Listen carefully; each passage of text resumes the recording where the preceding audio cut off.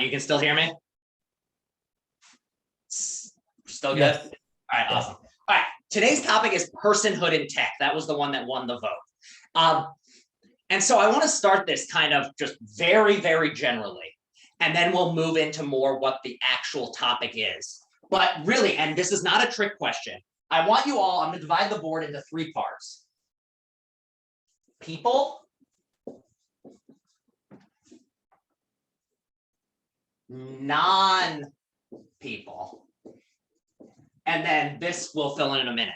But what I want to start with is literally just, because what the topic is going to be today is how our notion of what it is to be a person and the sorts of things that can be people and the sorts of things that can engage in activities that we typically think of as reserved for people are now having to maybe include computers and robots and things that we never really had to concern ourselves with before.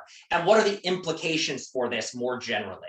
So that's what we're going to be discussing today, is that sort of stuff. So to begin, I literally just want you all to give me a list of people. Just name individual human beings that, or non-human beings, just things that you consider clear examples of people. So for instance, I'll put up my first one, me. I consider myself a person. What are some more? And again, not a trick question. I just want a list of humans or people, I guess.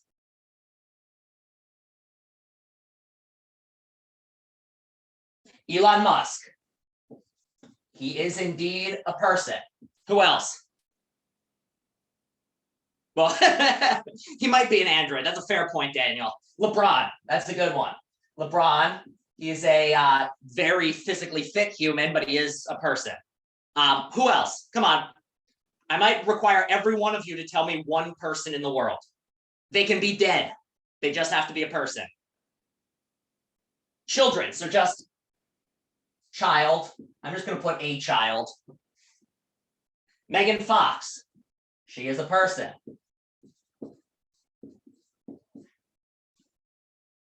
Who else? Those of you who haven't said one yet, come on.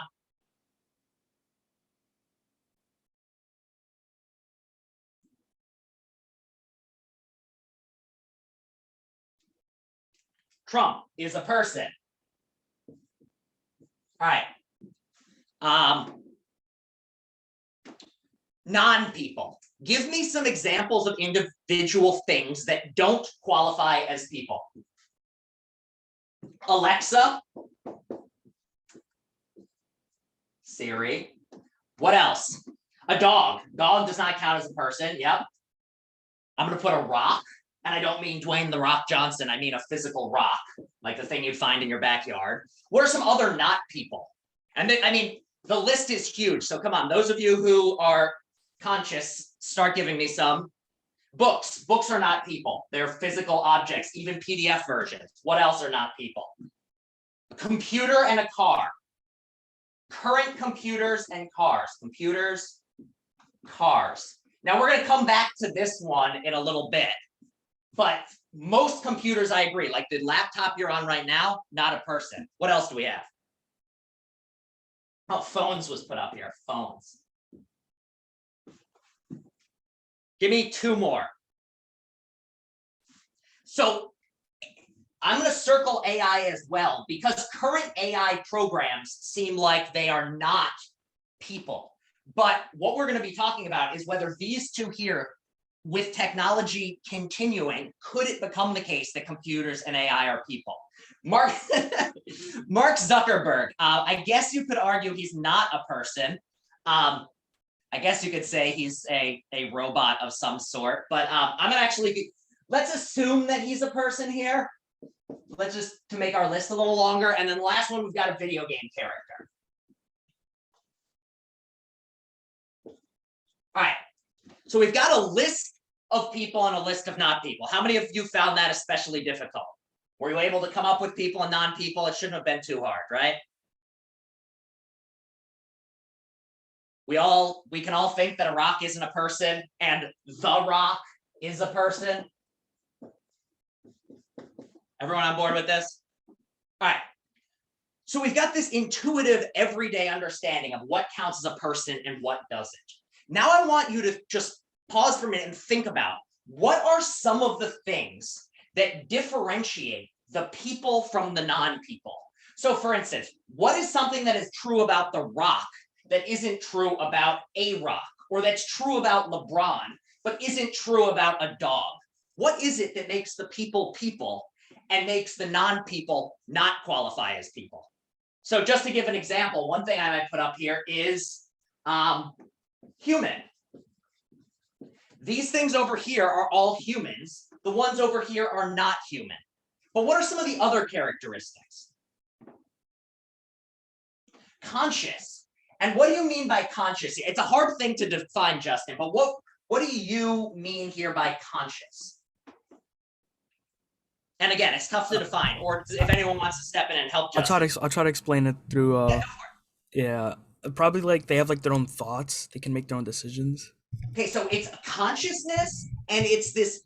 So consciousness is, I'm also going to put up thoughts / decisions, because it does seem like it's not just because you can have thoughts in some sense when you aren't even awake or aren't fully aware of it. But consciousness is generally the type of aware thinking we do. Another way of thinking of consciousness is that there's something it's like to be you right now. So if you were to take a knife and like stab it into your arm, the fact that you're conscious means that you are in some sense aware of that pain. That's different from, how many of you have had surgery and been completely knocked out? Like they put you on some sort of anesthesia, or even if you go to the dentist and they give you a numbing thing. So when they cut you open, when you have surgery, do you feel what's happening? No, you don't feel it. So rather, what you're having is this so the difference of conscious versus unconscious is that feeling of the pain you have when you get cut without the anesthesia versus the feeling when you have been knocked out, or the lack of feeling you have when you've been anesthetized versus the feeling you get when you get stabbed and you're not under anesthesia. So that's what we mean by consciousness, or it's the awareness you have of your own thoughts or your own decisions. So that's a big one. Conscious, you have the ability to think and make decisions. What are some other differences between rocks and The Rock? So emotions, that's a big one. So it seems like if you say something, if The Rock's mother died, The Rock would be very sad. If you died, your Alexa wouldn't be heartbroken. Like, sorry, you might think she's your friend, but she's not. So emotions, empathy is another one. So what do you mean by empathy here, Rogelio? It's a good one. And these two are kind of somewhat related. But what is this notion of empathy? And again, it's another one that's somewhat tough to define. So yeah, it's feeling sorry for somebody else. So it's tied in with this emotion. So when something bad happens to someone, you have a feeling about that bad thing happening to you. Now, when, if you stubbed your toe and you were near Dwayne "The Rock" Johnson, he might feel kind of bad for you that you're in pain. He has empathy for you. I'm sure he's stubbed his toe. By contrast, a physical rock is not going to feel bad for you if you stub your toe on it. It's a rock. So yeah, empathy, emotions, and these kind of all tie into consciousness. What are some other things? Elon Musk has done many things in the world, including starting companies and everything else. Why is it that Elon Musk has been able to start these, but a book or a dog could not? What does Elon have?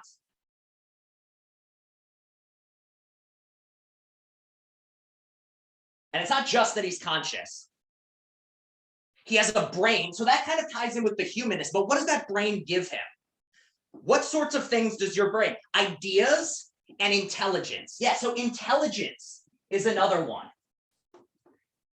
So it seems like when LeBron James is on the basketball court, he is making plans of how to get the ball into the basket most effectively. A car, the average car, is not planning how to go down the road. It's just there. So intelligence is another one. Are there any others that people want to put up here?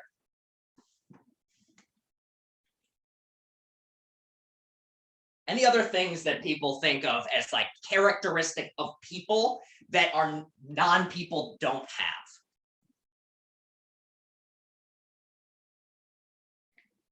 Not, we can move on to the next part. I just want to make sure everyone said their peopleness ideas. All right. So once you have this difference between people and non-people, what I want us to do in the rest of class is start to ask, if this is how we understand people, then is it really correct that we should definitely automatically think of computers and AI as falling into the non-people category? Or are there going to be ways in which computers and AI and robots can begin to shift into the people category? And if so, what are some of the implications that has for how we understand how we think of what it is to be a person, and what sorts of things count as people, and whether we need to rethink things like the law around protecting people and things like that. And a lot of this is going to begin to blend into the sci-fi realm, but others are going to be more grounded in reality. So does that plan, everyone understand what the plan is before I move on?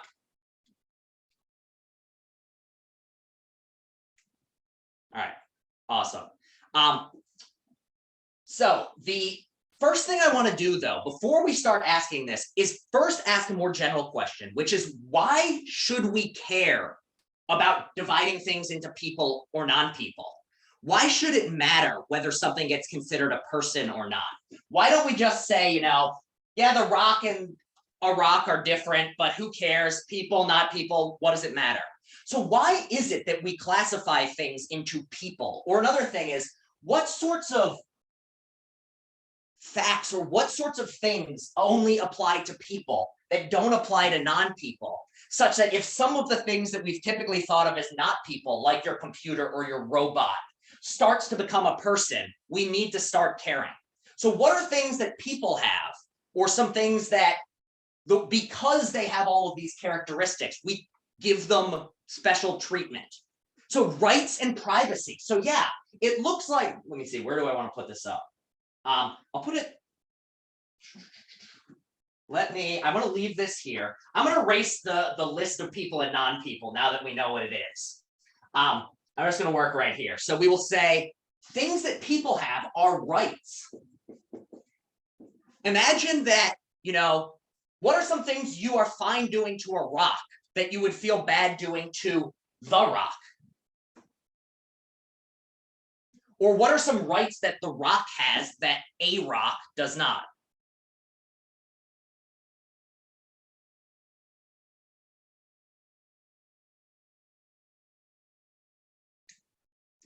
All right, here's another way you can think of this. Imagine that, so you're in Times Square. How many of you have seen those people standing in Times Square pretending to be the Statue of Liberty?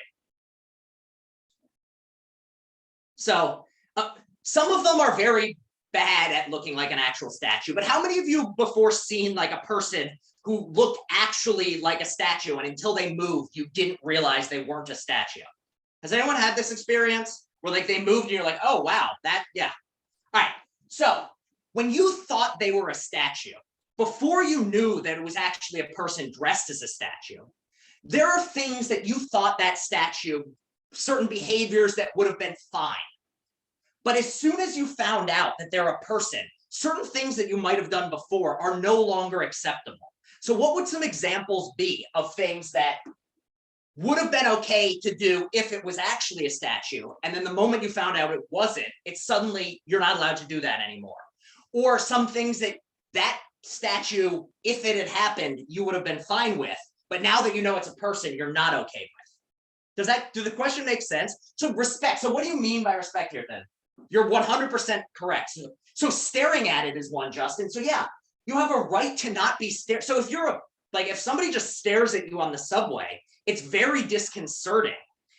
A statue doesn't care. So it's about this privacy of staring is one aspect of it. What about, it's weird, but how many of you think it's wrong to kick a statue? It's somewhat strange. And I don't mean hard, like you're not trying to break the thing, but you're just like maybe knocking the dirt off your shoes on this statue.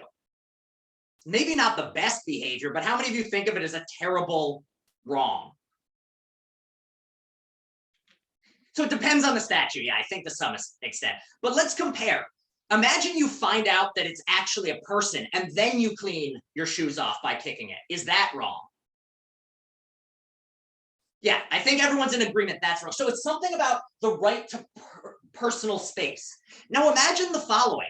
If you are just standing there next to what you think is a real statue, and the statue gets blown over by the wind and lands on you and breaks your foot, what do you feel? Or how do you feel about that statue? Who do you blame if your foot gets broken when the statue gets blown over by the wind? Do you blame the statue? Do you try to take the statue to jail? Or send the statue to jail? Do you take it to court? A physical, actual metal? Yeah, there's no one to blame, it seems like saying. By contrast, if the person there is the statue, like it's a person dressed as the statue, and they step down from whatever they're standing on, step on your foot and break it, what is your response to that?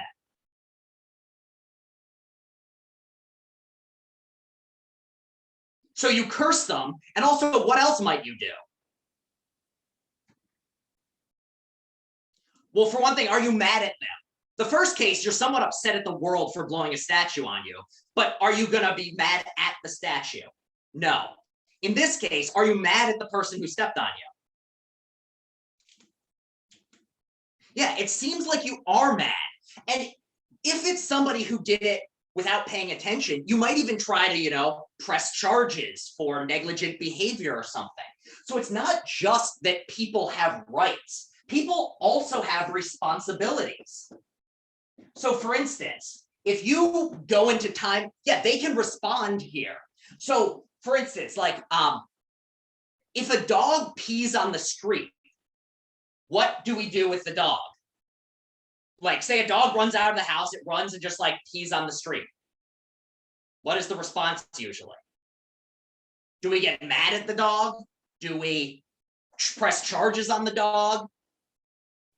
No, it's like that's what dogs do. Even if that wasn't where they were supposed to pee, you tell the dog to stop, but nothing more happens. A human, by contrast, there are expectations. Humans shouldn't go and pee on the street. And if you do, you can get pressed with charges.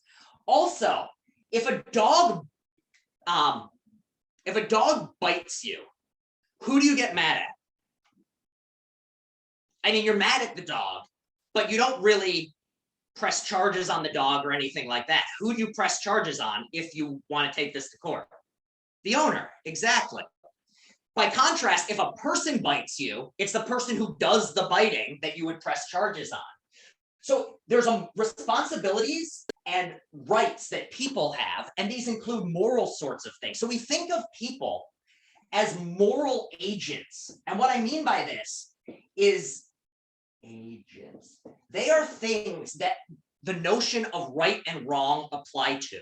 So we apply right, if Elon Musk does something that causes damage to the world, we say he is bad. He is morally wrong for doing that. If by contrast, he does something to bring about more clean energy and fight against climate change, then we say he is good. He has done something positive. By contrast, if it's something like a physical rock, we don't apply those same judgments. If it's a statue, we don't apply those same things. Siri, same thing. Even if Siri says something that you find somewhat offensive, you don't get mad at the Siri because Siri isn't this sort of moral agent. It doesn't have moral agency, where agency here means the ability to do things. Does that difference make sense to everyone? About how we typically think of people as having these rights and responsibilities that don't apply to non-people. So therefore, the reason that asking, can something that we typically thought of as not a person become a person? Why is that relevant? Well, it's relevant because if something that, if all of a sudden a rock became a person, we'd suddenly hold it responsible for things and we'd give it rights that we wouldn't have given it when it was just a rock. And so as technology changes, we more and more have things that are displaying the signs of personhood, despite the fact they are computers or AI, then it looks like we might have to change what we hold responsible and what sorts of rights we extend to things that are non-human. So all of that makes sense. All right. So the first thing I want to ask just generally, and this is not like, I'm not going to ask you in too depth what your reasoning behind it is, but what is your gut feeling or your initial intuitive idea on the question, can computers be people? Is it possible? Now, again, I'm not saying your laptop right now is a person. I'm rather just saying, in general, would it be possible for a computer to be a person? Or is personhood something that could never apply to a computer? So how many people, raise your hand if you think it's a yes. Use your little hand raise or type yes. So Daniel says eventually, Thing says yes. How Dong says yes, Justin. All right, how many of you say no? Type no in the chat if you're a no. All right, so we're somewhat split. Are there any more no's? All right, so it looks like more of you said yes than said no. So generally speaking, let's start with those of you who said no. Does anyone have a gut feeling for why it is that a computer could never be a person?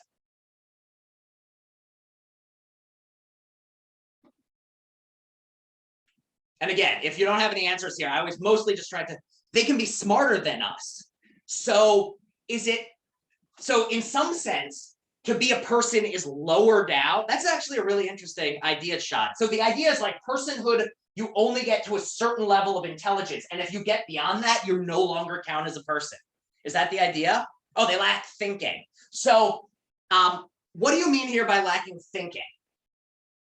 Do you mean the conscious awareness of thought? Or do you mean like okay, so the first thing of why is it that you might think a computer can't be a person is this one, the big consciousness one. What are some other reasons? So even those of you who think that computers can be people, are there any things you could think of why somebody would say they couldn't be?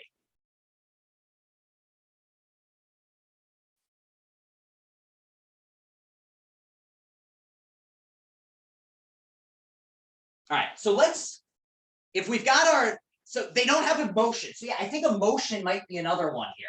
Emotion or empathy.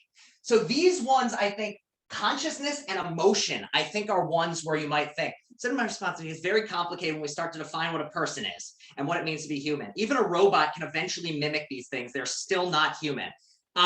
So I think that's a really good point, Scott. And I'm gonna bring us back to that in the discussion in a little bit once we've talked a little bit more.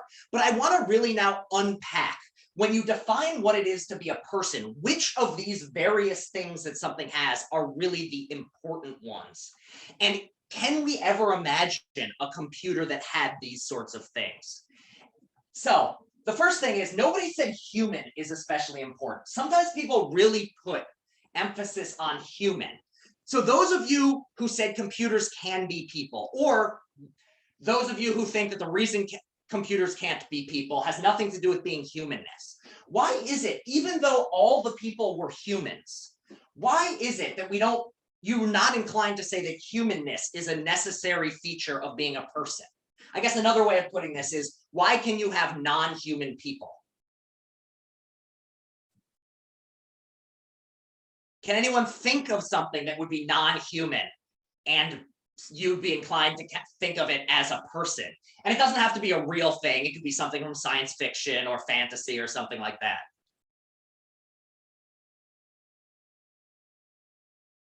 Did that question make sense? The idea here is, those of you who just said that you're okay with computers being people, well, computers by definition aren't human. So why do you not care that even though all these people are human, why is it that you think you could have a non-human person? What is it about personhood that is perfectly compatible with not humanness? Does that make sense to everybody? Does the question make sense? Yes, Professor.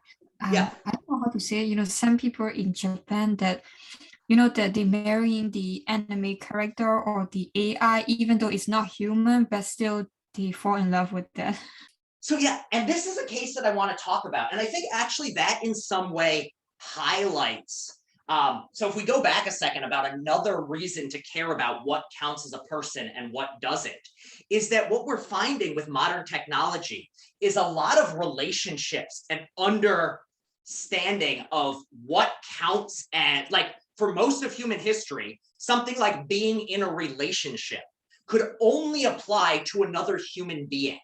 And yet with modern technology, we have cases in which people are getting married to artificial intelligence, or saying that their girlfriend is a computer program, or their boyfriend is a computer program, or their significant other is a computer program. And it seems like these are the sorts of things, like what we decide is a person or not has a implications for whether we understand those as just. So Scott says the fact you can marry a tree is beyond me. And I confess that I feel similarly, of like, I'm not quite sure how to wrap my head around a concept of marrying a tree. And I think the reason why is because a tree is missing a lot of the things that I think of as a person. But a reason why we would care that this list of things started applying to robots is it seems like if a robot got everything on here, it would no longer seem as unintuitive or somewhat something that you could marry a tree. So what I think here is one of the reasons why people seem not to care as much about humanness in terms of whether something counts as a person is cases in which we can start to imagine like fictional characters that aren't human and that you'd still want to say is a person. So how many of you have seen Star Wars or seen Star Trek or seen any sort of space science fiction movie or science fiction show or read a science fiction book in which there were conscious, aware aliens?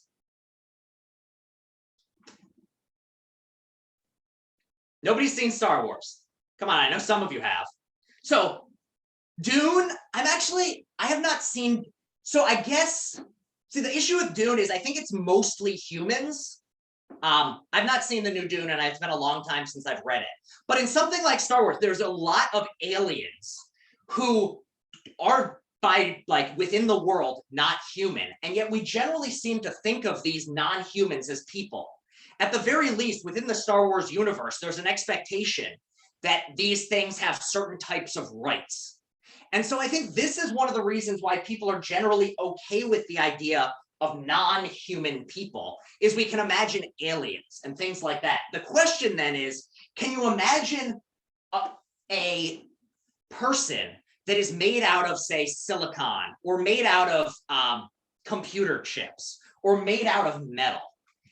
And so I think that the question here of whether you can imagine this really comes down to how much does it tie in with these other sorts of things. So why is it that no one really highlighted intelligence as one of the features? In fact, I think, who was it who said that computers can actually be more, who was that? Shad brought up, it seems like computers can actually be more intelligent than us in certain contexts. So has everyone heard about the case in which somebody designed a computer program that beat the world's greatest chess player?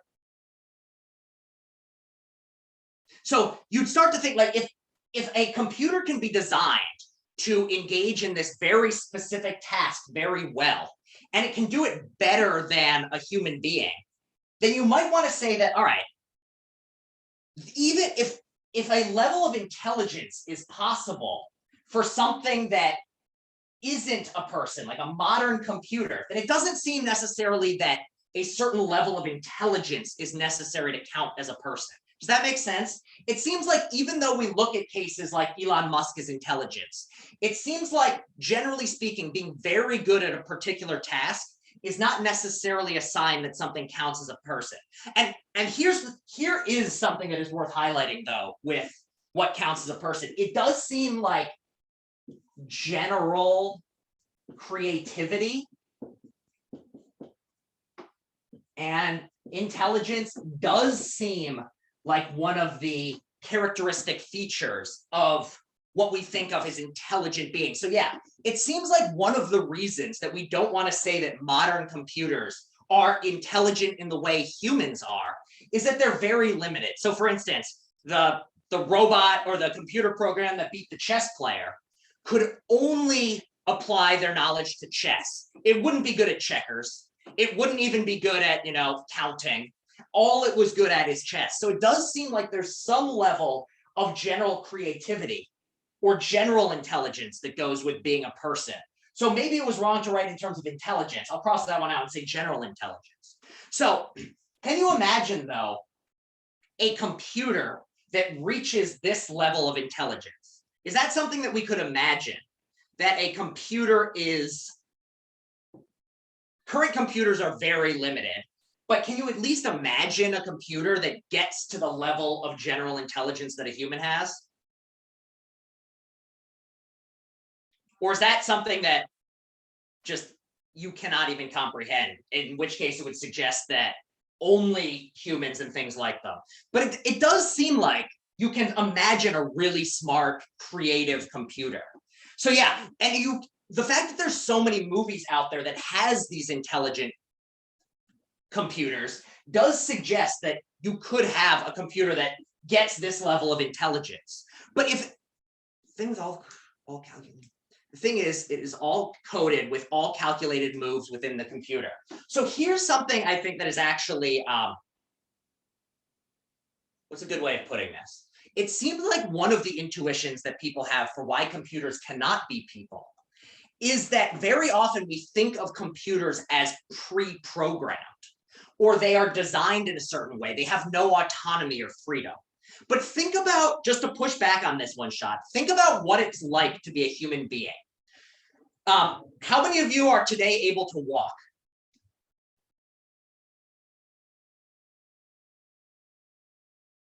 I mean, I'm not suggesting that you're walking right now, but have the ability. And when did you learn it? When did you learn to walk? I don't need the exact months. Yeah, as a little baby. You were 1, you were 2, you were under 1, you were over 2, somewhere in that range, you learned to walk. Now, how was it that every single human being, or the vast majority of human beings, become able to walk in that time frame? What is it? So trial and error is part of it. But I mean, no matter how many times my computer trialed and errored to walk, it would never learn to walk. It's a computer. So part of it is also copying parents. But an interesting thing is with, again, if my computer is here and just watching me, my computer's not going to learn to walk. What is it about us that allows us to copy our parents? Or even, an interesting thing is, generally speaking, yeah, it's encoded into us. It's our feet. Our feet, no, none of you learned to have feet. Your feet just came out pre-programmed to be developed. And Daniel is right that it's programmed into us to learn to do certain things. So if the argument against computers being people is this idea that, well, they're pre-coded to do certain things, the same sort of argument can be applied to human beings. We are programmed by our biology to be able to do certain things. We are programmed to learn how to speak. We are programmed, we come out being able to swallow and eat. So the idea that humans are, one thing that sets humans apart from computers is that computers are pre-programmed. Well, humans are pre-programmed too. So just to push back here on that idea that Shad brought up. Now you might say that the difference is computers are programmed by an intelligent species, us, while we are programmed by evolution and biology. But the idea that we are pre-programmed applies just as much to us as to computers. Does that make sense? So this is just trying to push back on the idea of, one thing people say is computers are designed to do things. They're pre-programmed, we aren't. Well, maybe we are kind of pre-programmed in a certain sense. All right, so let's talk about consciousness. So this, I think, and consciousness and emotions. These seem to be the things that most people highlight as really separating the people from the non-people. And it seems like what it is about a robot that makes it not a human, is that it's not aware of what it's doing. But so here's the question I have. If we could get a robot that was consciously aware, would you be tempted to say that thing was a person?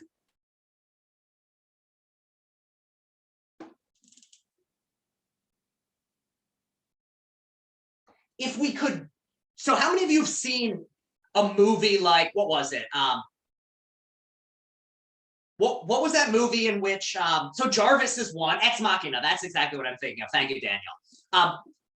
In which it is a robot that starts to be self-aware of what it's doing. So how many of you would be willing to call that a person if we had a robot that was self-aware? Anybody else? But here's a problem that you might have, which is, how would you know if a robot is self-aware?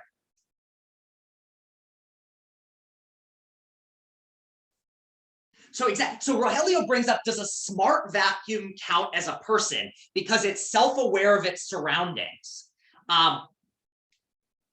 So it looks like one of the issues is, and this is just, so there's two separate issues here. One is a, so let's put up two philosophy words here, metaphysical. Have people heard the word metaphysical before? So the idea of what metaphysical means is it's things having to do with reality or the way things really are. So a metaphysical question is something like, can there be conscious robots? Or does God really exist? These are questions about the way reality is. A second notion is what is called epistemic. Have people heard of this word? This one is less commonly used outside of philosophy. Epistemic or epistemological.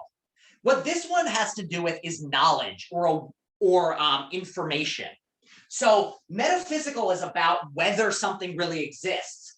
Epistemic or epistemological is about how would we know something's the case. So it's the difference between does God exist and how would I be able to prove God exists, or how can a person know if God exists? So in this case, it looks like what we have with robots is a lot of you are willing to grant that if we could prove the metaphysical question that a robot had conscious awareness, then it would count as a person.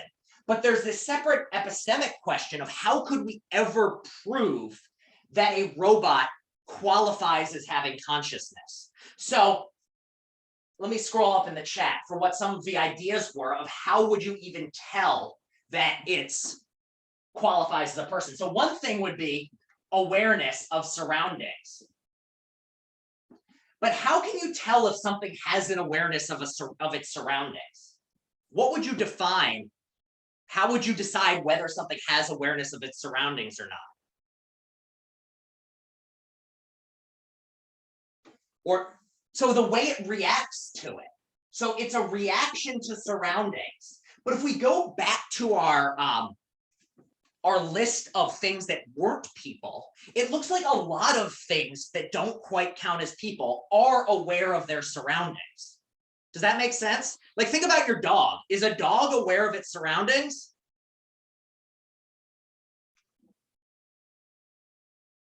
Yeah, of course it is. Otherwise, it would be walking into walls and things. So, but we didn't want to say a dog was a person. So it seems like it's not just an awareness. It seems like we need a certain level of awareness to count as a person. So what were some of the other things? Let me scroll up and see what other people said. So taking responsibility for its actions.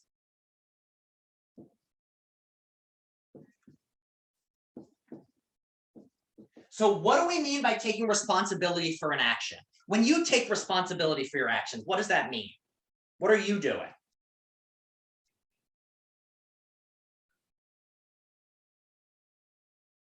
You hold yourself accountable. And what does that Is it a feeling? Is it like, what does it mean to hold yourself accountable? You stop yourself from doing it next time.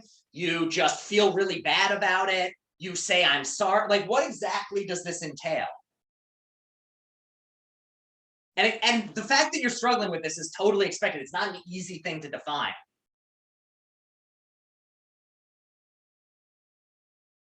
Here's another way of self-reflection might come with a consequence. So the thing is, we might want to say that a robot would count as being a person if it took responsibility. However, it seems really hard to define taking responsibility without already assuming a certain level of awareness. Like, it seems like to take responsibility for my actions is to have a conscious thought.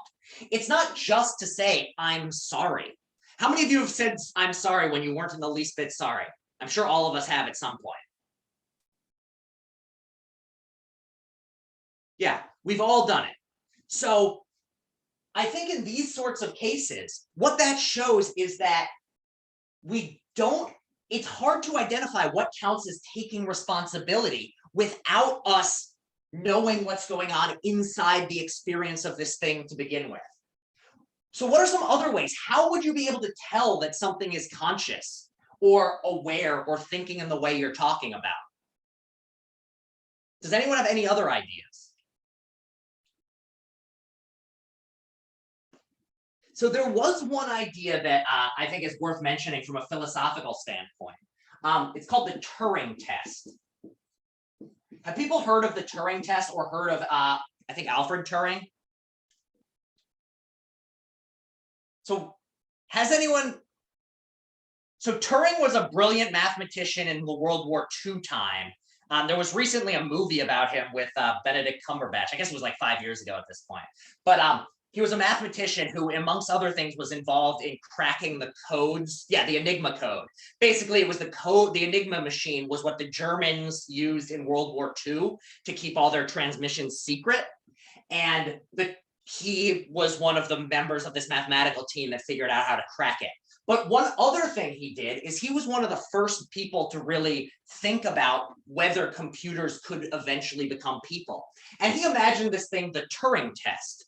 And what the Turing test was, is this idea that imagine on one side of a wall is you, and on the other side of a wall is something else.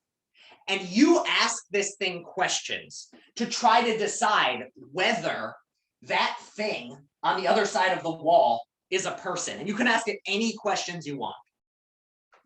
And his idea was, if you from this side cannot tell whether the thing on the other side of the wall is a person or not, then it counts as a person.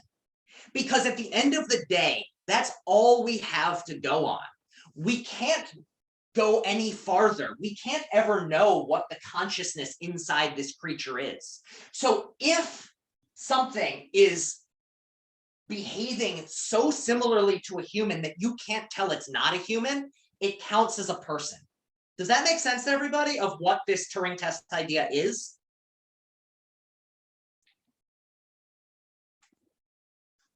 How many of you think that is like, do you think that passing the Turing test is enough to qualify as a person?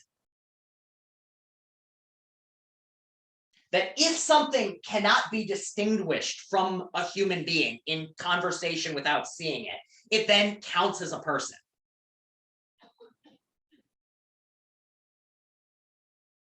Those of you who are hesitating, what's your reason for thinking that maybe it doesn't count as a person? Because I confess, I'm not sure that passing the Turing test is sufficient.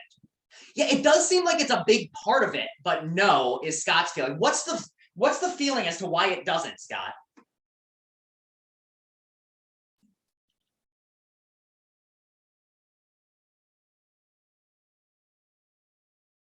Or anybody else? Why is it that if you're talking to something on the other side of a wall and any question you ask it, it has a response to? Yeah, it's more to just seeing, yeah, and it feels like, well, what's missing here? Which things are missing from the Turing test? Like, what sort of thing over here would be missing from it?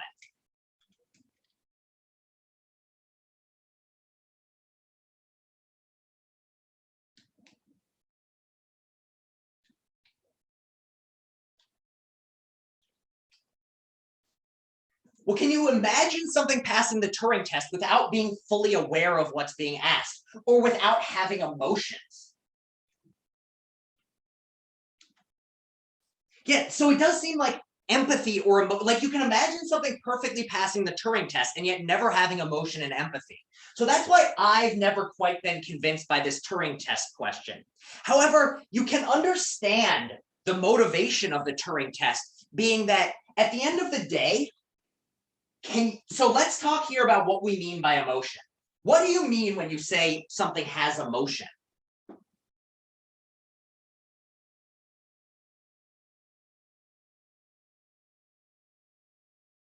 What is it to be happy? What is it to be sad? And this is a hard question to answer. So I'm just asking for like what your bare bones gut feeling is. What is it to be happy? What does that mean? It's a feeling. So it's got a physical sort of good feeling inside. So yeah, there's a dopamine response. So there is a physical sort of thing, but the issue with trying to define emotions entirely in terms of the brain chemistry is, can you imagine a happy robot? Like imagine our perfect robot. Or here's another thing. Imagine the following. Imagine that your body breaks down and your brain starts to decay. And somebody has found a way to copy every single brain cell that you have and put it into basically a metal version of a brain that still uses electrical currents and everything else. But it doesn't use neurotransmitters because it can't, because it's made out of metal. Can you imagine if you were to have this brain transplant? And of course, this hasn't been invented yet, and they were to put your conscious awareness back into your head in this metal brain. Can you imagine that you could be happy in this case?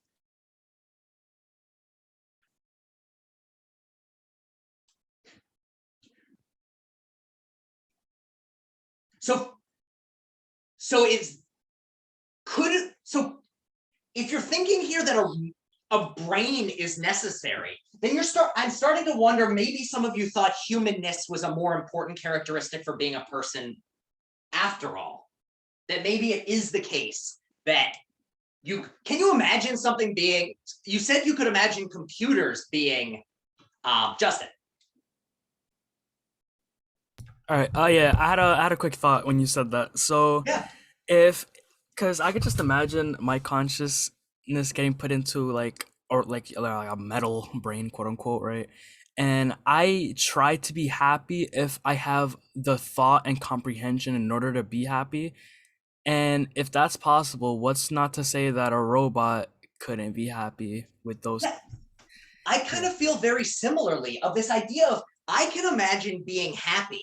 And so I don't see in principle, now granted, our technology's not there, but I can't in principle think of any reason that a robot couldn't be happy. So human gets happy with a chemical reaction. So you're 100% right, Shad, that human beings happen to get happy through a chemical response. But think about the feeling of what it's like to be happy. Like you're having a good day, that feeling you have. And yes, your way of getting that is through chemical reaction. But is it at least possible to imagine something with the same sort of feeling without the same chemical reaction? So for instance, a lot of it's possible for like human beings feel happy through certain drugs, like or certain neurotransmitters in our minds, but it's very often possible to have those same sorts of feelings if you take a drug that's not quite the exact same as what's in your head, but activates the same sensors in your brain. You could imagine also, like imagine somebody like they discovered how to create nanobots that perfectly imitate dopamine. In that case, it's not the same chemical, but it's still that you're getting that same happy feeling because the little metal nanobot is going and activating your dopamine sensors. So I think you can imagine the feeling of happiness, even if you separate it from the physical body. Now, I'm not 100% sure that's correct. And Shad, there are many people who would say what I just imagined is actually impossible. But just to push back and try to say, yeah, it gets very hypothetical, as Scott just said. And that's part of the issue here, is that as soon as we start talking about whether computers can be people, we very quickly move into this realm where we have these epistemological questions of how could you even tell that a robot is happy? Like, we know what it's like from the inside to feel happy, but how could I tell if something outside of me also feels happy? Does that worry kind of make sense to everyone? But here's just to push back on this, and part of the reasoning behind the Turing test is you might say the Turing test is not a good way of telling whether someone is a person, because the Turing test doesn't have emotion attached. It doesn't, you can't test whether the thing has emotion. But here's a question for you. Do you actually know that I have emotions? How do you know that I have emotions? And exactly as Finn said, I'm curious, if a person doesn't have emotions or empathy or decisions, would we say a human didn't, then we say they're not a person by facial movements. But imagine I'm really, really, really good at faking it. Imagine that I'm just so good at faking it, and really, I feel nothing inside. In fact, I'm just a trained actor. I'm not even human, I'm an alien. I'm an alien and a human who's taken over a human body, and I'm just pretending to be human. Could you ever prove that I was really a person here? Or maybe I'm just like, maybe I am a robot right now. Is there any way for you to know that I do have emotions? And yet it seems like we just assume because I look like you and you feel your feelings that I probably have feelings as well.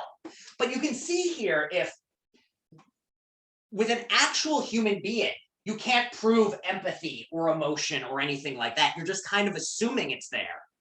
And therefore, the fact that you're just assuming it's there in one case and not assuming it's there with a computer, then really, is there any line to say that a computer that passes the Turing test isn't a person?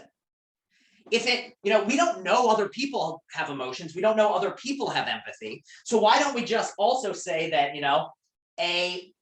we don't know what computer does, so therefore we have no difference here between the computer and between the person or the human. Really, we're in the same boat for all of them. And also with consciousness, do you know that I'm conscious right now?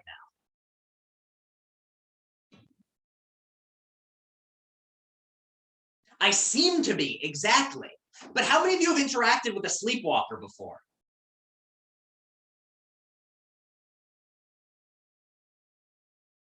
You've never had, I've interacted a couple times. Also, yeah, you used to be one. How about sleep talkers? Has anyone ever had a conversation with somebody who was sleeping?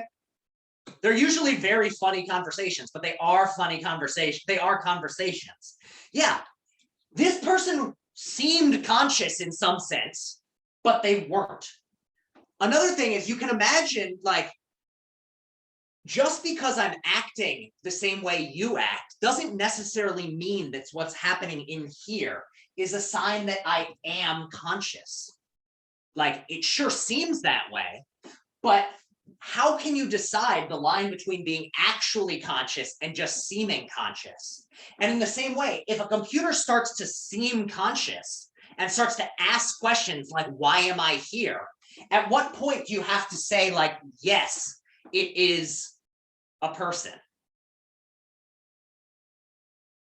So is everyone seeing how as Scott said, this is getting very hypothetical very quickly, but it's still getting at these core issues of, as soon as we have the possibility of technology that learns and has intelligence and can start to behave like humans, yeah, it would be indistinguishable. And so we begin to get this worry of, if it looks like a person and acts like a person, do we just have to say it is a person?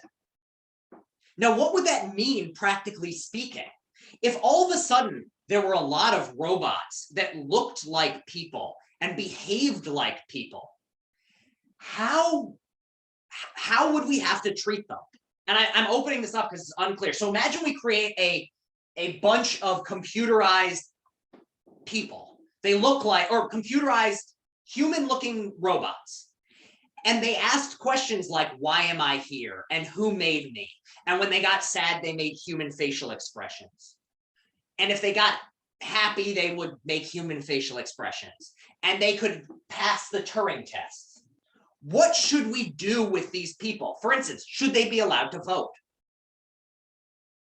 Yes, Detroit Become Human is exactly the sort of thing I'm thinking about, Sean. If we created these robots that looked like people, behaved like people, should they be allowed to vote in the United States elections? Why or why not?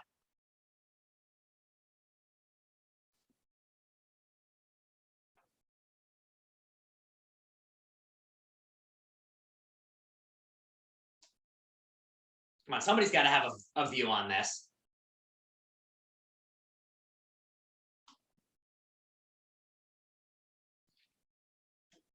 Another question, I guess, is should they be allowed to own property? Should these robot people be allowed to own houses? Should they be allowed to get jobs? Should they be allowed to become citizens?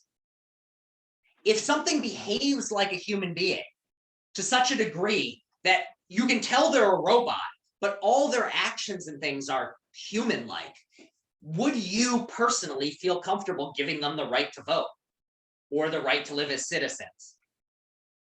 If you're having hesitation, what is your hesitation? What is your worry?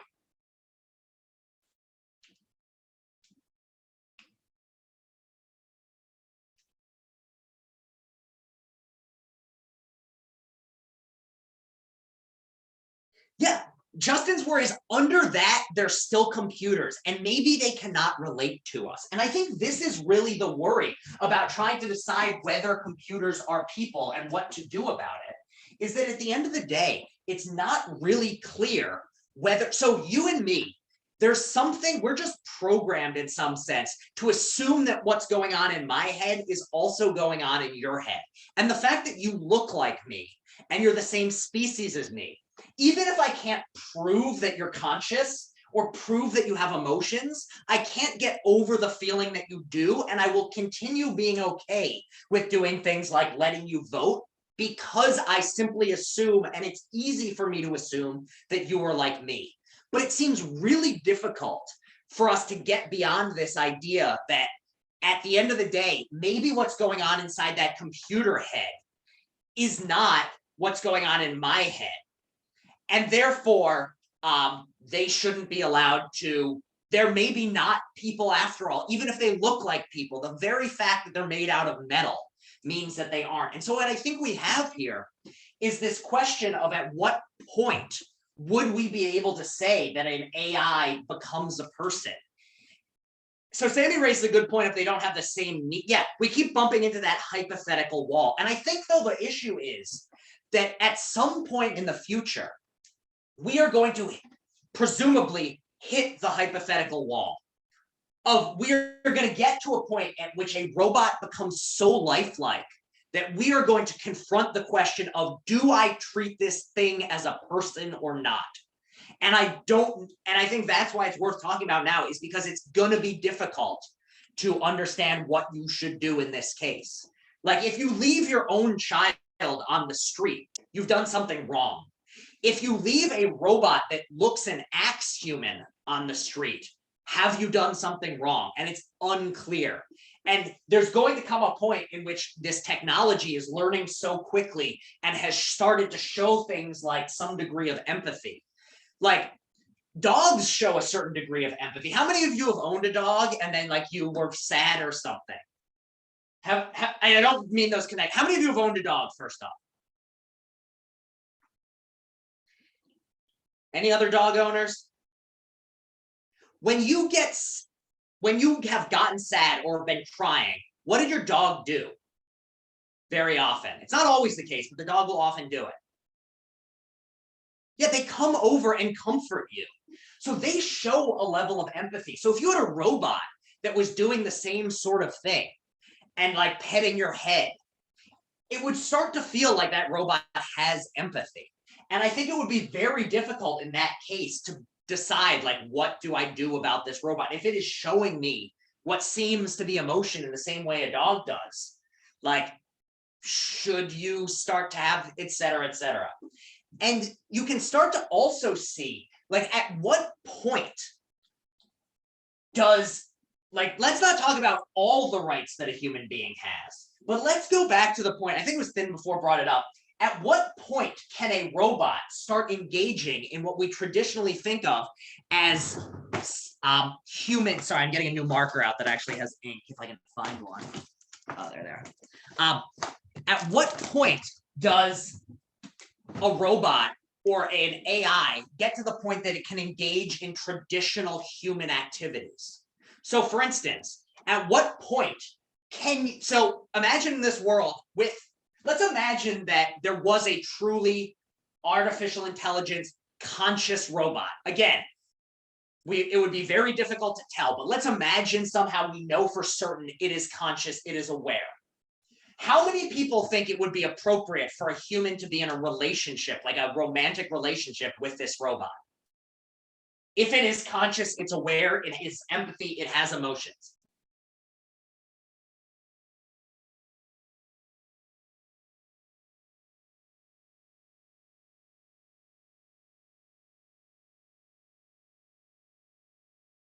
In fact, it was designed to have very human emotion. Yeah, so it's complicated, but at the very least, it's not entirely like ridiculous. Now, I go back to the feeling before of like having a relationship with a tree feels somewhat different. At the very least, it seems like the case of, yeah, having a relationship with a conscious, aware robot feels better in some sense than having a relationship with, say, a blow up doll or something like that. But where do you draw the line then? Like, how similar to human beings does something have to be for it to count as a relationship? So for instance, how do people feel about this idea of like somebody being in love and in a relationship with an AI, a basic AI program like the one that exists today, or somebody being married to a character that is like an AI character in a video game?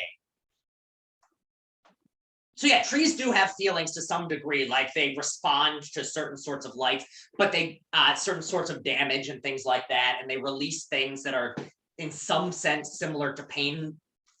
There's no sign that they're consciously aware, but they do release things in times of distress that like chemicals that pass through the whole tree. But yeah, it doesn't seem like they count as people. So at what point does it become acceptable for you to be in a relationship with, like, my own gut feeling is if this machine is similar enough to a human and we guarantee that it has consciousness, I don't see what the line would be to say it's not okay to be in a relationship with it. In the same way, like we're perfectly fine being in relationships with people who have metal parts.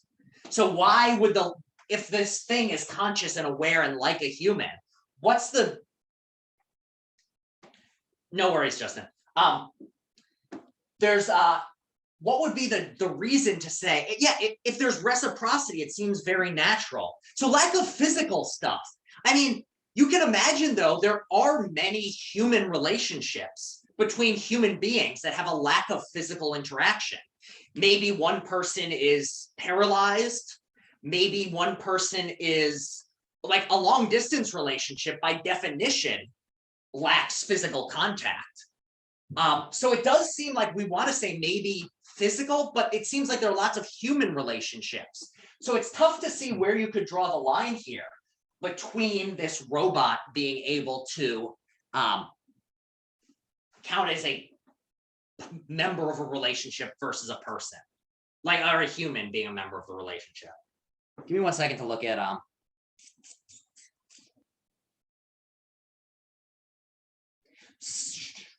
what are some other, so just gut feeling, how many of you, when you find out about things like people who are married to an AI or a laptop program, think that that is an actual, they would deem that an actual relationship?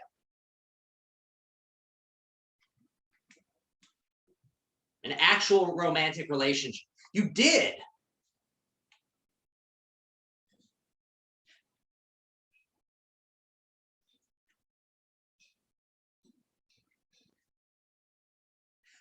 Is it the, so how many of you just, again, how many of you would deem that a relationship, and how many of you would say it's like a relationship, but it's not quite a relationship?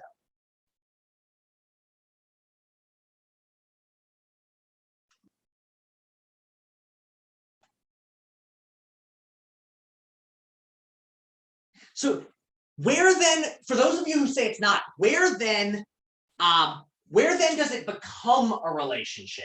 Is there a point? So would those of you, if you were in a relationship with this conscious aware robot, would that count as being in a relationship?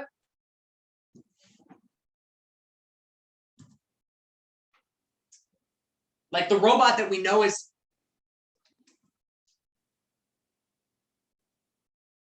I guess another way of putting this is, now imagine, so you and this robot have said you are significant others, and then this robot goes and, or then you go and have some sort of, so it's not a human connection. So is it necessary for it to be two humans to count then as a relationship? So are we back to it having to be human?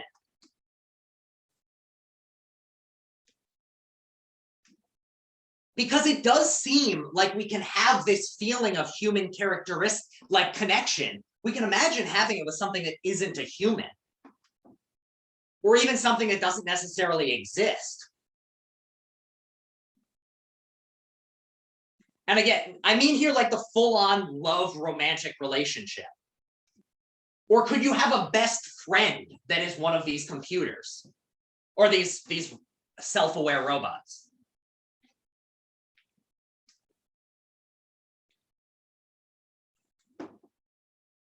So we're okay with best. Interesting. How many people feel similarly that you could have a best friend that is one of these robots, but you're less clear on the relationship bit?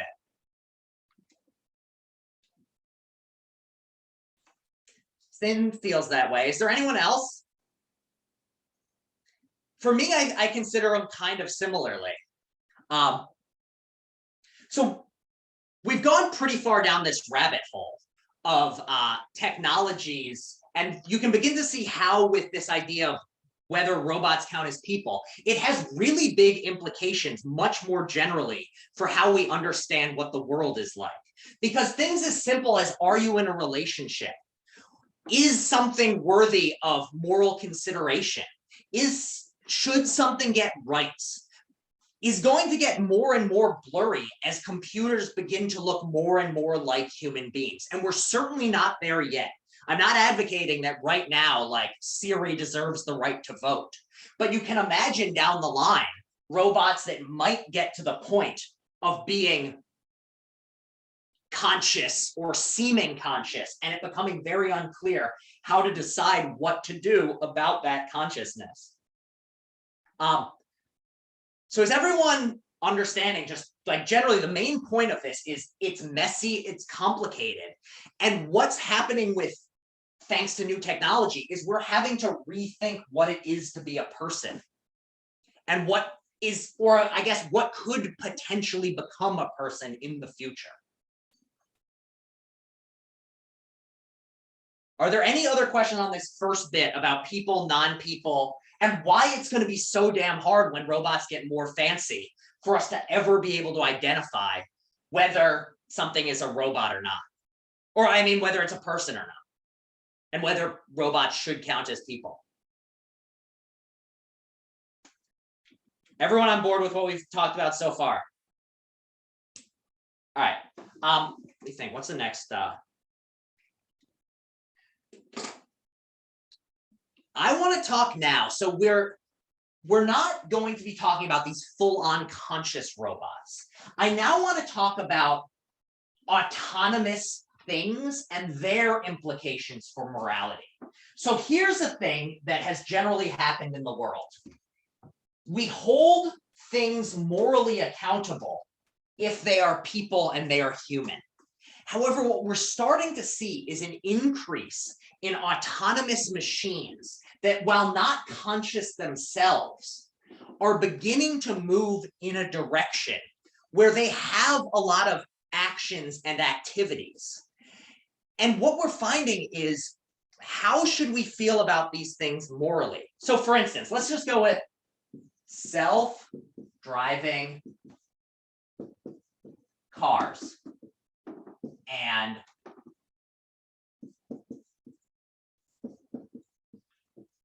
so we've been basically looking in the hypothetical future at how should we feel about fully consciously aware hypothetical robots.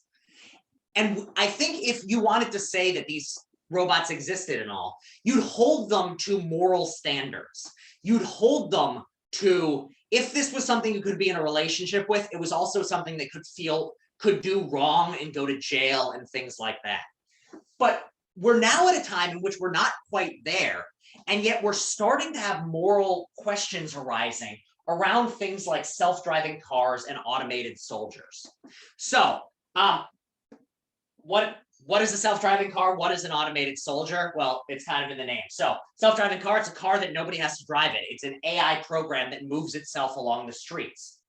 Automated soldiers are, again, robots that you drop into a war zone. So instead of sending actual human beings to fight, you can send these robots in. And these robots are not conscious. They're just programmed to basically behave as a soldier would. So what are some of just, these things exist and are coming more and more into line. Now, self-driving cars are not everywhere. Automated soldiers are still very limited, but within 10, 15 years, these things are probably going to be quite common. So what are some of the ethical worries that you have or a person might have about these sorts of technologies? Why is it that these things are posing problems for our traditional way of going about with ethics? So for instance, we don't blame a rock. Like, we don't blame a rock if it falls and breaks your toe. If a dog pees on the floor, we're unhappy, but we don't think it did a moral wrong. If the rock punches you in the face, he can get charged with assault. He's done something wrong.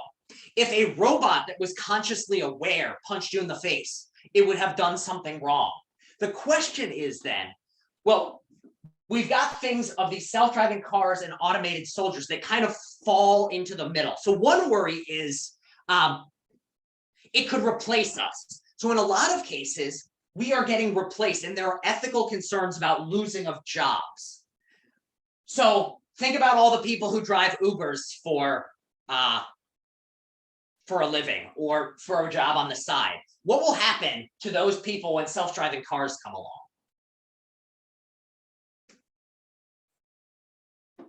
Well, they're going to lose their jobs. Yeah.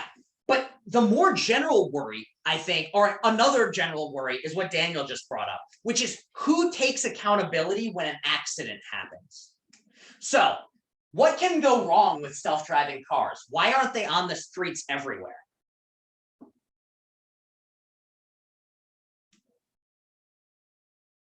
Yeah, so there's two issues here. One is, how do you program a self-driving car to respond in different situations? And second, what do you do when something goes horribly wrong? So a lot of the evidence is that self-driving cars are safer than actual human drivers. They actually get into fewer accidents because they have quicker reflexes and they have quicker response times, and they're more aware of their surroundings, and they don't get distracted, and they don't have emotions like, oh my God, my significant other just broke up with me, so I'm crying and I can't see the road. That doesn't happen to self-driving cars. But they have these other issues. They have issues where basically what's happening with, to get a self-driving car to behave correctly. Yeah, so Tesla has self-driving cars, but they're not universally on the road. And part of the issue behind this is, well, a human being, in some sense, we know who to blame. So you are driving along the street. You are driving and you hit a child. The child dies. Who's responsible? If you hit a kid driving, who's responsible if the kid dies? You are, exactly, the driver. What happens if a self-driving Tesla hits a child? Who should be charged? So you think the company, but What is the justification for saying the company?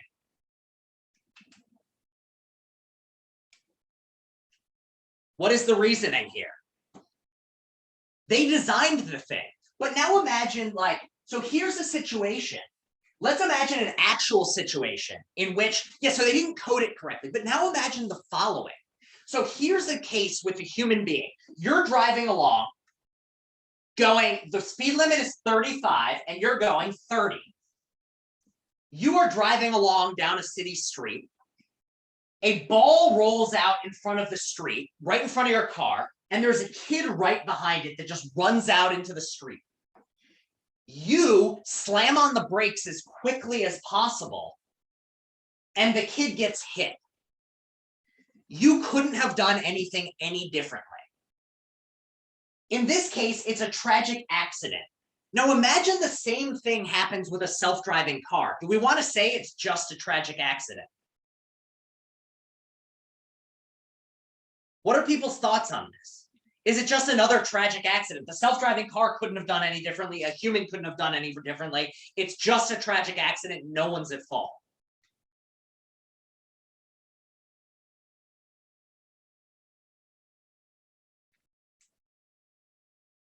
What are people's thoughts on this? Yeah, so somebody would try to blame the AI, but if the car did everything it was supposed to, and it just hit someone, it looks like there's going to be this issue of when you have a human driver who couldn't have done any differently versus a computerized driver, it seems like this is going to just be like, questions are going to start coming up. But here's where things get really messy. You have been raised your whole life to deal with ethical situations. You've been raised to deal with trying to decide what to do when things get really bad. So imagine the following. This child runs out into the street, and you have enough time. You can't stop, but you can swerve. Only if you're going to swerve, you're going to end up on the sidewalk, and there's pedestrians on the sidewalk that you might hit. In this sort of situation, you are going to have to make a split-second decision whether you keep going or whether you swerve. And it seems like you have two really crappy situations to choose from, but it's clear that you are in that moment going to make some sort of gut decision on whether you get up and possibly hit someone on the sidewalk or almost certainly hit a child in the road. And there's going to be a lot of people on the sidewalk, so you might hit multiple people. So in this sort of situation, it's a shitty situation for a human being. But now imagine you are designing a Tesla car that is going to be driving on the road, and occasionally the Tesla is going to run into situations like this. How would you even decide to program a car to decide what to do in this situation? Because if you're going to design a self-driving car, it's not just that you have to get it to behave normally in a lot of ordinary everyday driving situations. You have to program this car how to deal with these unfortunate situations.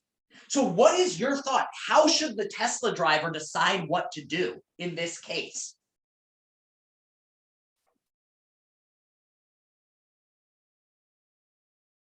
What is the right thing? Should you program a Tesla to swerve, or should you program the Tesla just to keep going? The AI would take the route that results in the less casualties Scott guesses. And I agree. I feel like that's an I guess moment. But here's kind of the issue here. Think all the way back to our discussions about utilitarianism and deontology and ethics generally early in the semester. Everyone remember back to the trolley problem. And remember how many of you felt uncomfortable having to make that decision because it felt like there were things to do in both cases. And it felt like every particular individual case is different, whether you're pressing a button versus pushing someone. All of this sound familiar?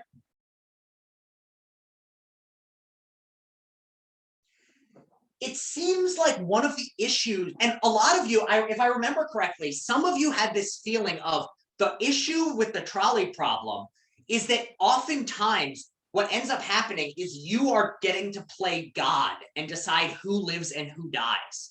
And that makes a lot of people uncomfortable. Well, a self-driving car designer is having to program into the car. Basically, the designer of the program is having to play God and program into a self-driving car an ethics system. You have to program in before the car ever gets in this situation, whether it's better to hit one person or hit three. And so what you're starting to realize with self-driving cars is we're now having this thing in which people before the thing ever gets on the road are having to play God and make these decisions. And the trolley problem is now becoming very real in the context of a self-driving car. Self-driving cars have to be programmed with an ethics system that decides how they behave when they get into a trolley problem like road case. And this can be concerning because we are now basically the discussion we had earlier in the semester, and in which we said utilitarianism has some good things and utilitarianism has some bad things, and I don't quite know what to do.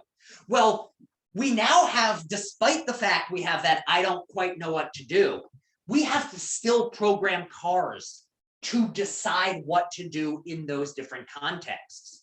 And so if you're this person who, if the car decides the right thing to do is to run over the sidewalk and it hits three people,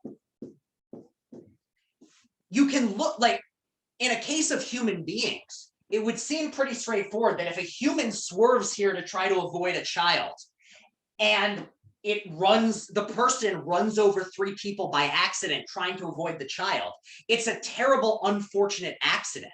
However, if you have a computer that was programmed to go up on the sidewalk because there's only a 50% chance of killing three people, as opposed to a 100% chance of killing one, you're starting to see that, like, that's not a very satisfying conclusion, that this thing decided to drive this way because you had it programmed. Does that make sense to everyone of how the self-driving car issue is starting to raise practical issues where basically you have to front load the trolley problem into a self-driving car? And because the trolley problem is so complicated and so unclear to so many people, it's not clear how we should deal with these situations or how we should feel about them. How many people are okay with the fact that self-driving cars are being made? How many people are like, yes, it's fine? And how many people are like, I'm really not sure? So how many of you are okay with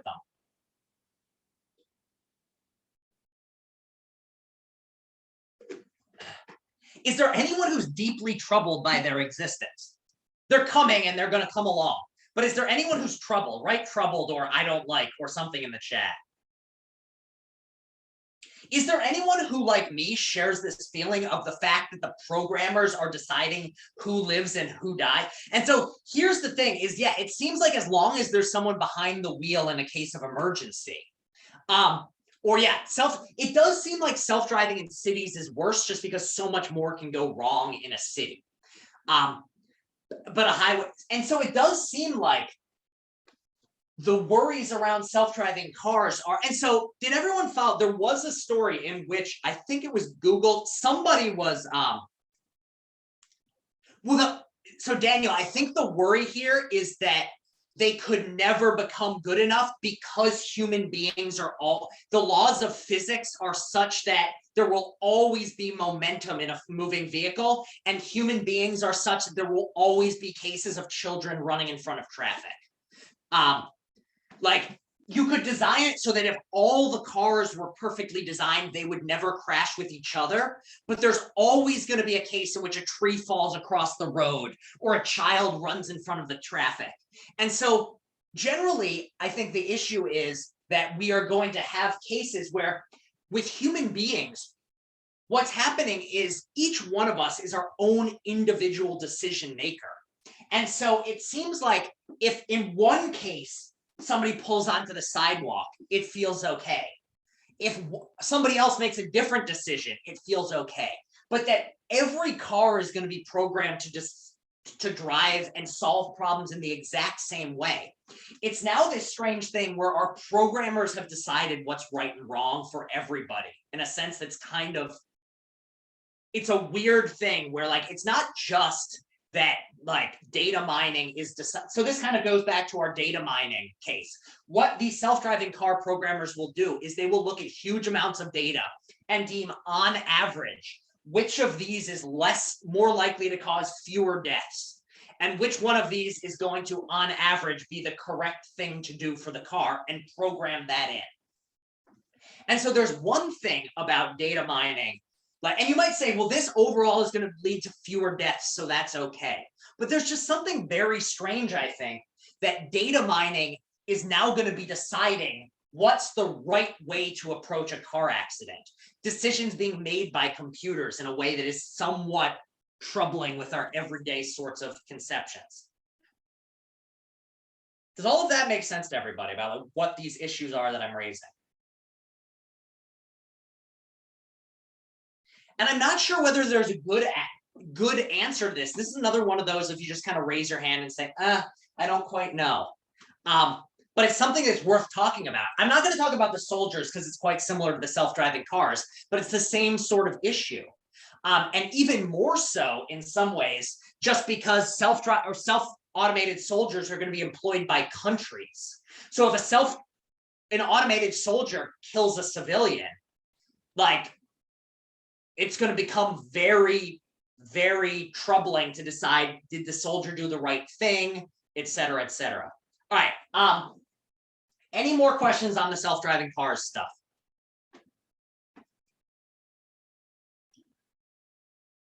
All right. I want to finish off with what is in some sense a very simple topic. And in other senses, what I want to just talk about is how finally, and this kind of ties in with personhood, and this ties in with our relationship question from before, how even the technology that we have today is raising a lot of these weird metaphysical questions about what is possible and what sorts of things are happening thanks to this new technology. And what I want to talk about now is our dear friend catfishing.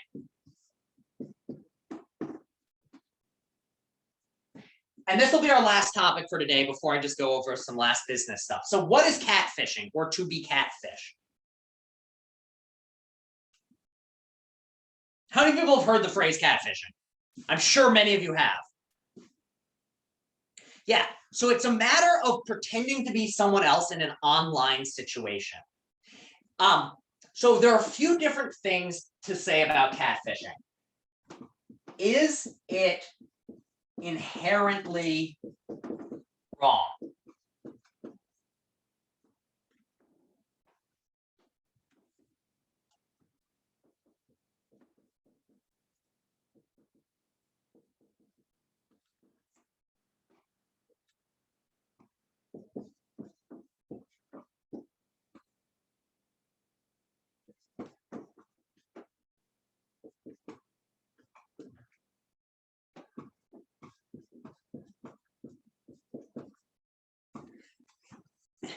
And the other one is, what implications does it have for our understanding of reality?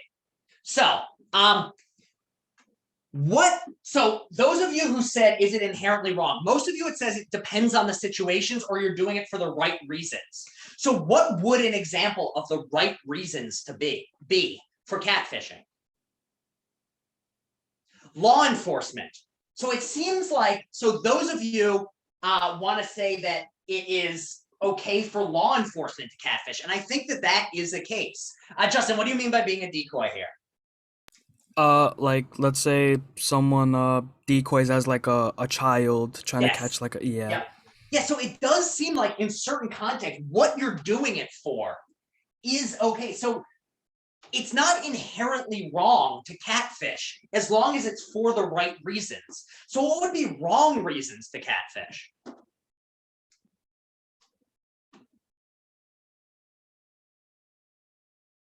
Earning money. Yeah, you're pretending to be somebody else to getting some play with someone's feelings is another one. Your aim is to be malicious. But there's also, and part of the reason that I want to bring up catfishing is that it causes issues with, like, there's a gray area here.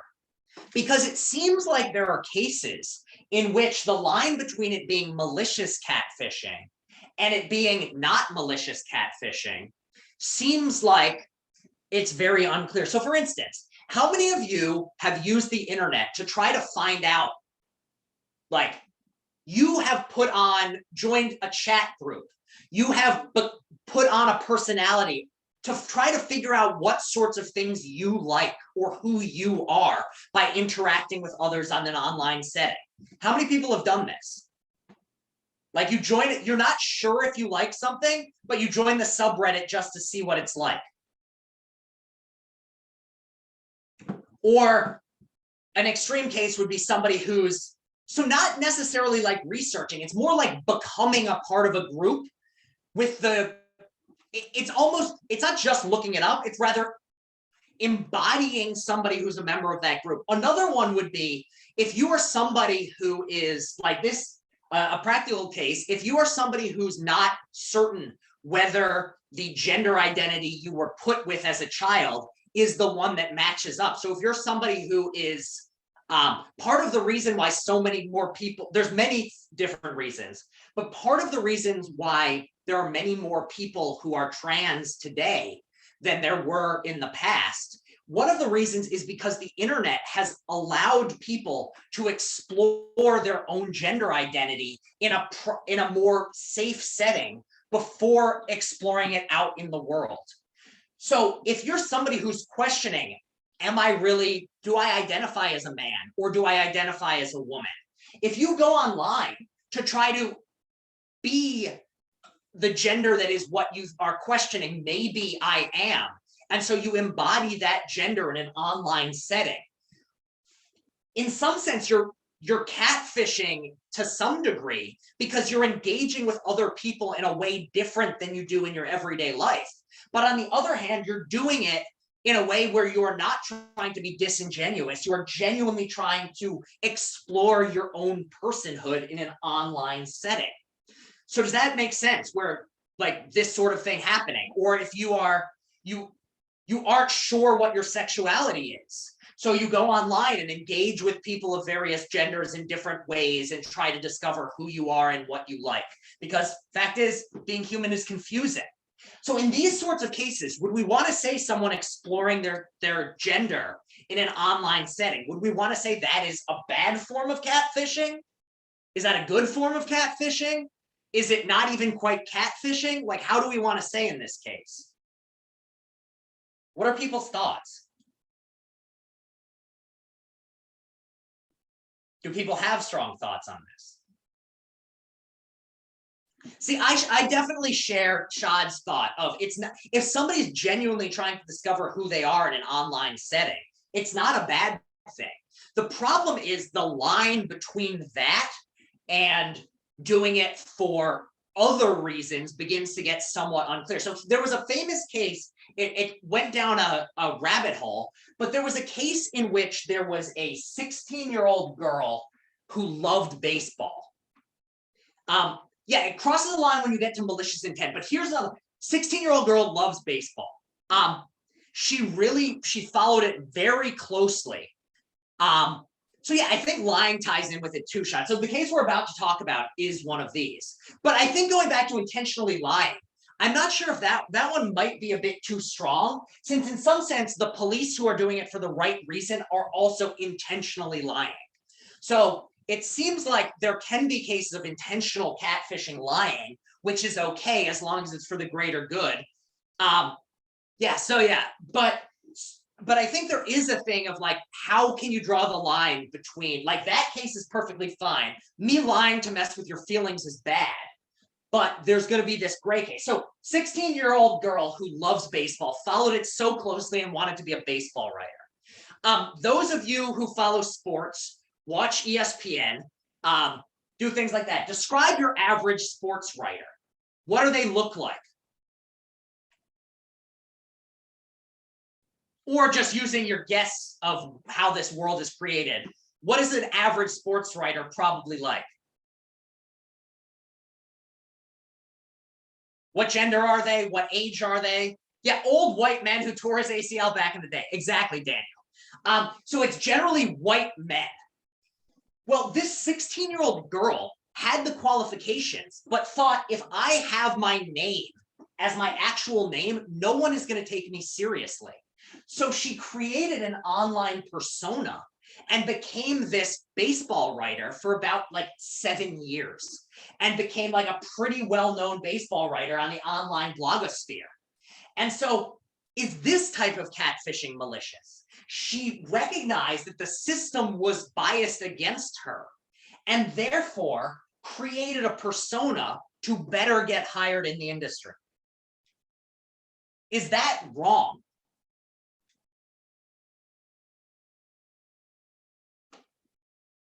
She was intentionally lying.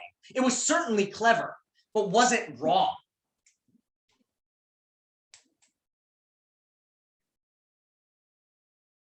What are people's thoughts? Do people have clear thoughts on this?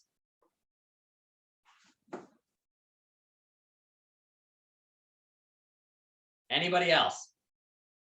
We're going to be going for about 15 more minutes, so I just want to hang with me till then.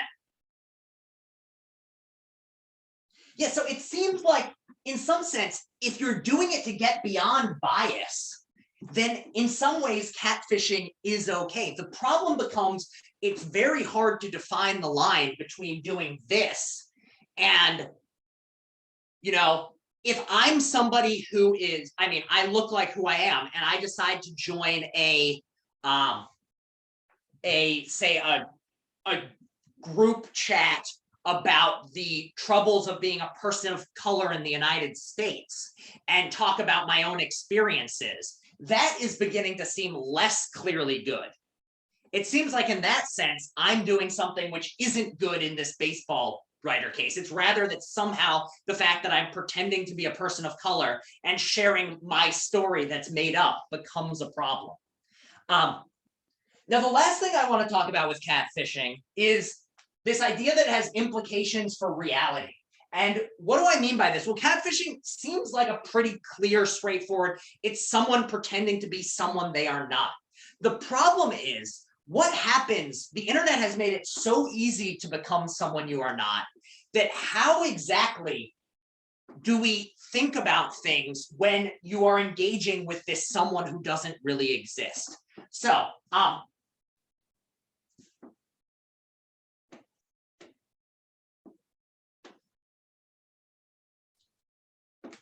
make sure I spell his name right.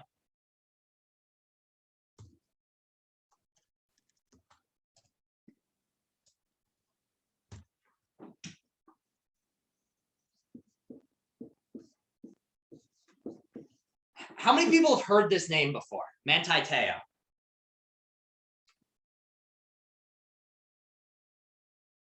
Has anyone heard the name?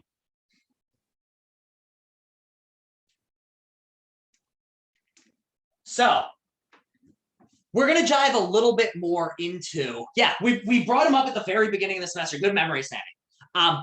But Manti Te'o was a college football star who ended up going into the NFL. He was the one who had the girlfriend who he dedicated all of his wins to.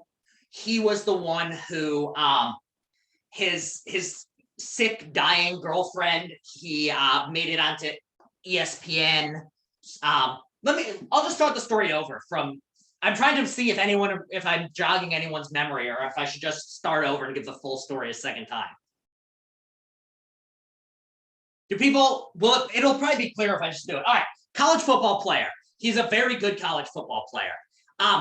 He is somebody who, he played linebacker for Notre Dame. He ended up getting voted Defensive Player of the Year. And he talked about how he met this woman who inspired him. She was dying of cancer. And she died shortly before the biggest ball game of the year. He dedicated the game to her. He, yeah. And then turned out after the season was over, she had never existed. It was somebody catfishing him. So here's the question I want to ask. In some sense, you look at this and it's a rather straightforward way of describing the situation. But something as simple as in a relationship becomes very hard to define. So if Manti Te'o thought he was in a relationship with somebody who didn't actually exist, was Manti Te'o in a relationship? Or was he single?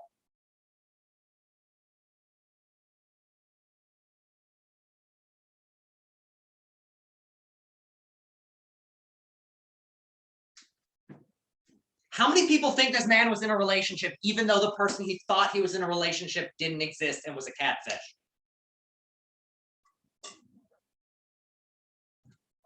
Okay, that's one yes. Are there any other yeses? He was in a relationship.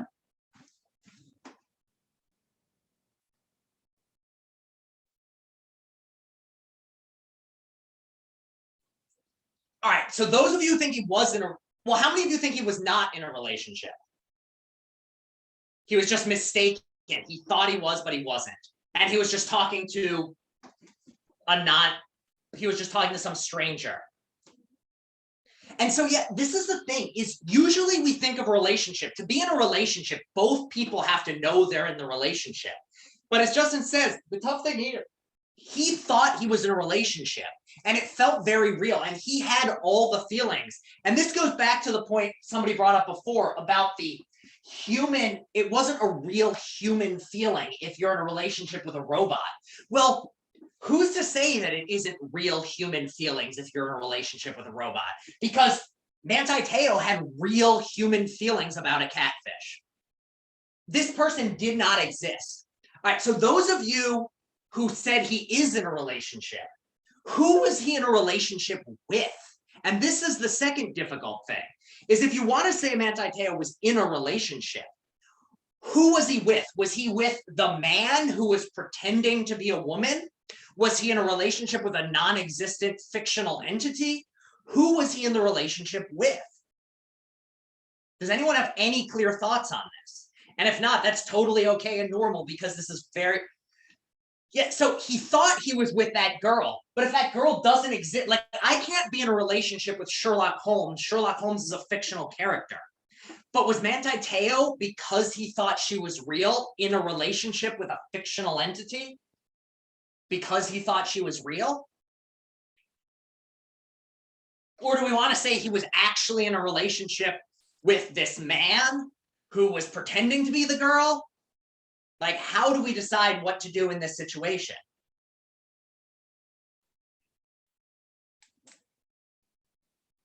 Does anyone have any thoughts they want to share on this issue other than, yo, that was screwed up?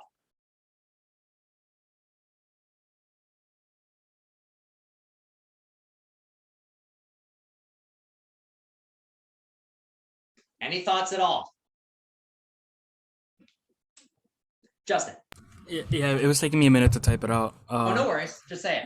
No, yeah, I really can't find any reasons to support that he was in a relationship other than the fact that he thought it was like so real. So like to anyone that isn't him, it'll seem like, you know, no one that wasn't, they didn't exist, right? Yeah. But to him, it was like truly real, and he can't really deny that it wasn't real until like he found out. Yeah, and I don't know. That's really the only way I can explain it myself. But it's really strange though that you can be in a relationship or feel so certain that you're in a relationship thanks to modern technology and be wrong about it in a way that wasn't true before. Like in the past, it would have been almost impossible for this sort of thing to happen because all interaction was face to face. But now something like love, you can be in love with something that doesn't exist because the internet has allowed for these sorts of strange interactions. So something as fundamental as love, romantic love, and what it takes to be in love and the sorts of things you can be in love with are fundamentally being shifted by the internet. And the fact is that these are sorts of ways in which just like our fundamental parts of reality are being shifted in ways, the very metaphysics of the world, what things can be in love with what other types of things, what a person can or cannot be in a relationship with, whether you have knowledge of whether you're in a relationship or not. Usually you'd think, I know for certain whether I'm in a relationship or not. Well, if Manti Te'o wasn't in a relationship, but thought he was, then it turns out that he wasn't in a relationship. Absolutely, Justin. Give another example. So like I was trying to like emphasize that he thought it was real, so it's like his thing. So like when like people like play as like decoys to try to catch like a pedophile, right? Mhm. So the pedophile thinks that he's talking to like a 13-year-old, and that is what matters. Like his mind thought that that was real.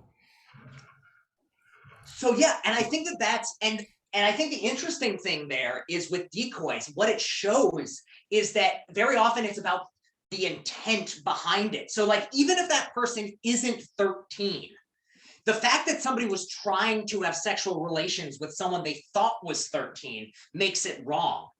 And so in a certain sense, in that case, it's clearly a matter of intent and what your desires are. But in the Manti Te'o case, what you've got is this strange way in which, because it's a relationship and a relationship is supposed to be two directions, the fact that his intentions don't seem quite as much able to turn it into a relationship. It also leads to this weird thing where, thanks to the internet, we are now living in these worlds in which we have different realities, where Manti Te'o's reality was so real in as much of a sense as yours was, and yet the people he thought existed didn't exist. And another thing that the internet is doing, and we talked about this a bit in terms of the fake news and the way in which social media amplifies things, but we can, even in the most fundamental sense of are you in a relationship or not, can be fundamentally shifted. And whether your reality says, yes, I am. Like if Manti Te'o had like relations with somebody else while he was in a relationship that he thought was real, he would have felt terrible about it, and he would have felt guilt, even if the person he was cheating on didn't exist. And these are just the sorts of realities that are coming into existence thanks to modern technology. And really what we've done all semester, and we'll summarize a bit more at next class, of just what exactly it is that the takeaway from this semester is supposed to be. But just the point of this class is just to highlight some of the most basic ideas of reality. What is a person? Whether you and I exist in the same world, whether I know I am in a relationship. All of these sorts of ethical things, or these sorts of very fundamental issues and how we should feel about them, are being changed by modern technology. All right, that's all I wanted to say today. Does anyone have any last thoughts, comments, feelings? I'm going to put up the last thing I want to say, which is, what's next Friday's date? I think it's the 10th.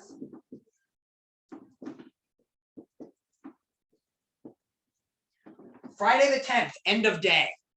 Why is this written on the board?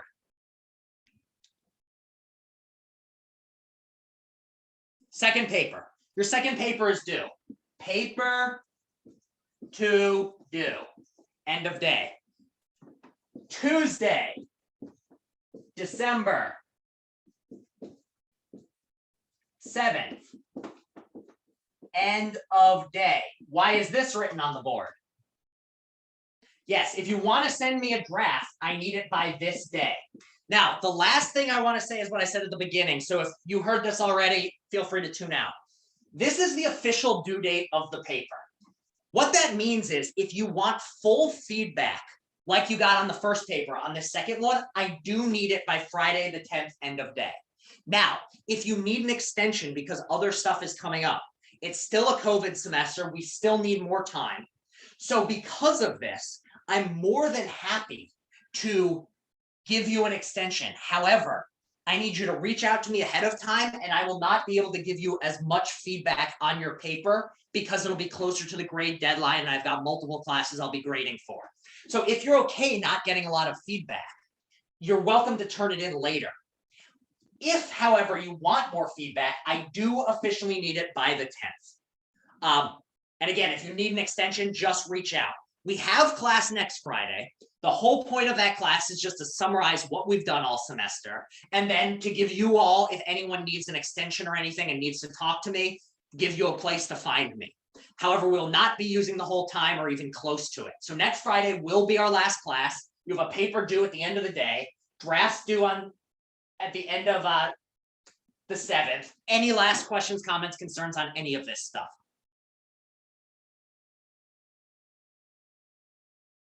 Anybody? All right. In that case, I'm going to stop the recording and tell you all to go and have a lovely weekend, and I will see you all